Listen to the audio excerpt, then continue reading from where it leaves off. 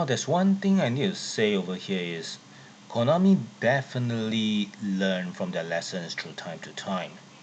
After the first not so good Top Gun game, they review it, look into it, and try to make it better. And based on what you are hearing now, this is something that's definitely better than what we had last time. We got good starting story, nice cinematics, Furthermore, you gotta say, the graphics looks far better with a better story at the bottom. So this is indeed a better game. And it's not just that. Just look at this, the cockpit design, the HUD view, or let's say head-up display, looks far better now. And the missiles you chose are actually much more realistic. Yes, there are Phoenix missiles, they were Sidewinders missiles, and of course they are the infamous, or this kind of famous, Phoenix missiles. Sparrows, Sidewinders, and Phoenix. These are the missiles that are definitely used on the F-14 Tomcat. Now, if I want to say the setting is the only bird that you're able to fly is a Tomcat, yes, that's true. And for no reason, I'm shooting down F-15s that belongs to the Air Force. Yeah, it's kind of strange. And see that? Do you see that? You are able to do rolls here, although I do admit doing rolls do not help you here. And yeah, sad thing over here, the enemies are moving forward or moving backwards, they don't move sideways, and you either shoot the missiles or try to, let's say, fire off screens and the missiles are not able to hit you. Which is something that old gamers try when the first time they are playing Ace Combat and then learn the hard way that things did not work that way. Now, you can see the computer actually do point the targets you want to hit, and by putting lines on the sea levels, you do feel that you are moving forward. It does feel better, and enemy at 12 o'clock, use combat skills. Okay, this is more likely you need to avoid the attack, and that's it. You can see that? It's kind of nice, you can like dive down towards the sea, although you're not going to hit the sea.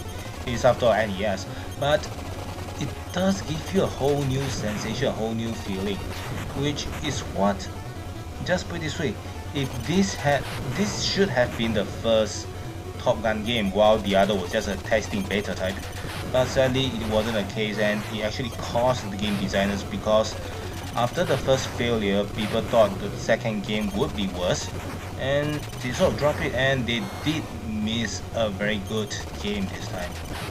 And it's kind of a good flight simulator. It's still not top notch, but you can feel that you are really flying. You can feel the tense in the battle. And when it comes to boss fight, it's great. I can tell you the boss fight is fantastic. We'll be doing that in a short while. Taking down a giant, based on what I can see, is a B-1 bomber. That's an American plane, right? But what the hell. And can you see the battle damage? By using your guns to snipe at a part of the tail, you actually does damage to aircraft, ripping through its wings. Yes, ripping through whole 3 wings, making it thinner, and destroying the engine itself, and pulling it out, filling with lead. You can even cut the entire tail fin off. Just make sure you don't get hit by the missiles, okay? Occasionally just throw a couple of missiles, that'll be good. As you can see that the entire tail fin is gone already. This is what Top Gun should have been, but sadly we didn't get it, and I admit the final explosion kind of weird, but don't forget we are talking about NES here. It's something that we should not be complaining. Now, since this is a Top Gun game, and we are flying a Navy fighter, we still have to land on the aircraft carrier. Sorry, that's part of the tradition. I think they should not skip. And indeed, this is a test of skill as they mentioned, and yes, it's kind of true. Landing an aircraft on an aircraft carrier is kind of tough. So for you able to do this, or let's say do it in a simulation, does bring you some pride and satisfaction. So this is indeed a good game. Now let's see what we are. Oh, we are going to fight a assault helicopter. Now that's strange. Will be just let you know, based on air combat, helicopters can't win fighters. And if you're talking about missiles, right? Now the so-called Sparrow missiles are very powerful, good for air-to-air combat in normal circumstances. As for the Phoenix missile, actually I heard they actually can carry nuclear warheads. So unless you're going for bombing around, let's say plan to do mass destructions, usually you don't carry Phoenix missiles. And in real life combat, we seldom see the F-14 carry Phoenix missile into fights. It is an expensive missile, no doubt. And just let you know, they did flight combat training for the F-15 against the F-14 and see who's the better fighter. Now, we do, based on movies, games, and some military magazines, believe that F-15 is a much more superior aircraft. But based on the simulators, it turns out the F-14 fares better than the F-15 itself. Not to say that F-14 was a better aircraft. Not to say it's more maneuverable. Actually, this bird is kind of heavy and it's a big piece of junk.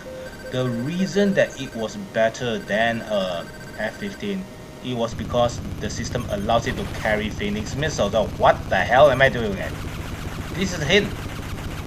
This is a Russian hint, which shouldn't be a problem.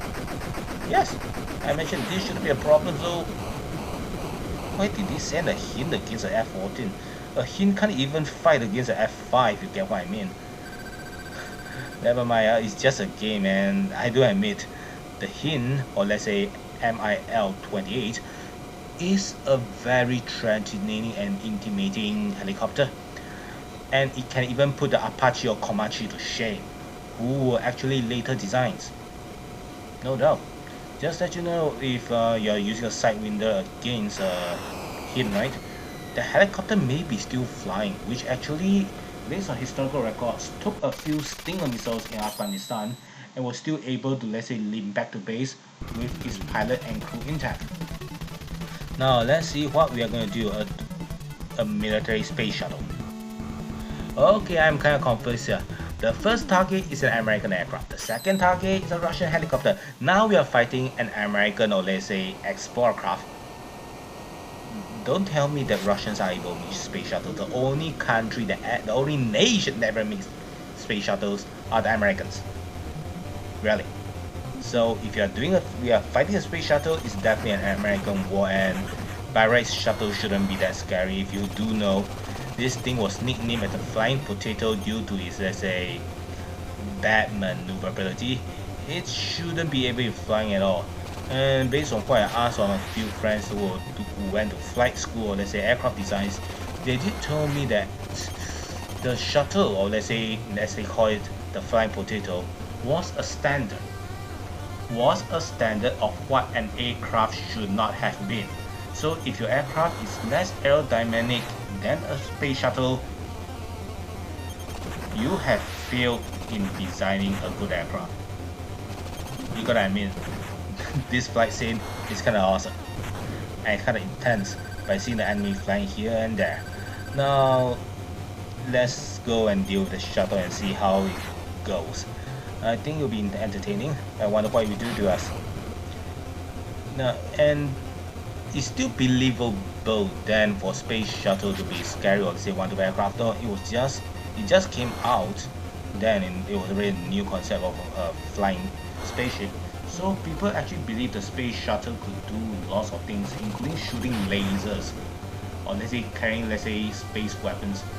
And based on what I know, when I mentioned lasers, I was only joking, since it turns out the space shuttle really can shoot lasers at us, and we are not able to see it. So we are flying against the Death Star. Yeah, it does bring the old X-Wing simulator back in this feeling. Not bad at all. Now where the hell is the space shuttle? Now just let you know, you need to survive this, and eventually the shuttle appears and you'll be, let's say, dogfighting it. Promise rare. Don't worry about that. Now some people may find this strange. How come I'm shooting my enemy from a rear? Should I be, let's say, attacking front, forward? No, that's not the case. Usually in aerial dogfight, you take your enemies to the butt. You, let's say, don't take them head on. I'm not talking about modern dogfight where you use missiles and technically you then actually don't see your enemy coming. I'm talking in traditional dogfights done by aircraft during World War I, or even, let's say, World War II. Yeah, they shoot through the rear, they do not let you shoot head on, right? If you're shooting head on, the other person can shoot you, and eventually you get yourself killed. You'll be destroying a, let's say, expensive military asset, a aircraft, so hard to get that. Now say now, which is not a good idea. So the best way to make sure that you avoid getting hit and be hitting someone else is actually take the person through the rear. So most dogfights is actually you try to, let's say, turn to an enemy's rear and start shooting at it, and wow. As I mentioned, yes, you can see this shuttle is fully armed. So we'll be taking out we'll be doing the version of what we did with the B-1 bomber, snapping out its parts, and just let you know that it was satisfying, although the fight was kind of short. And with that over, we will be going to a game concluding sequence. But before that, yes, we still have to land the aircraft on the aircraft carrier. Now, just let you know a tip. Not aircrafts can land on carriers, only specially designed aircrafts can do so. There is a reason why the Navy use F-18s and F-14s and never use F-16s or F-15s. Because those planes were not designed to land on carriers, they don't have the, let's say, hook to make them be launched on the catapult or, let's say, pull back the aircraft.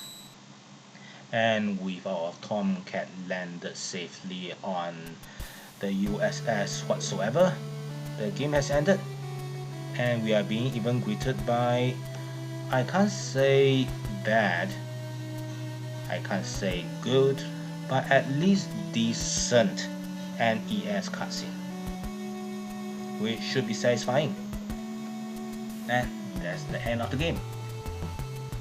So you do know that I did not, let's say, rant crazily or say make any complaints when I'm talking about Top Gun 1 and Top Gun 2. There's a reason for that, because I feel sad that Top Gun do not get a third installment. For you can see it has much potential, it could go very far, but sadly they didn't do that. And when we let other people do that, they did not do it well, which sort of destroyed the franchise in the first shot. And sadly, that game had potential. It could have worked, but due to a lack of effort, they didn't do well, and we will be talking about that. Anyway, make sure to like and subscribe our video, and I'll see you next time.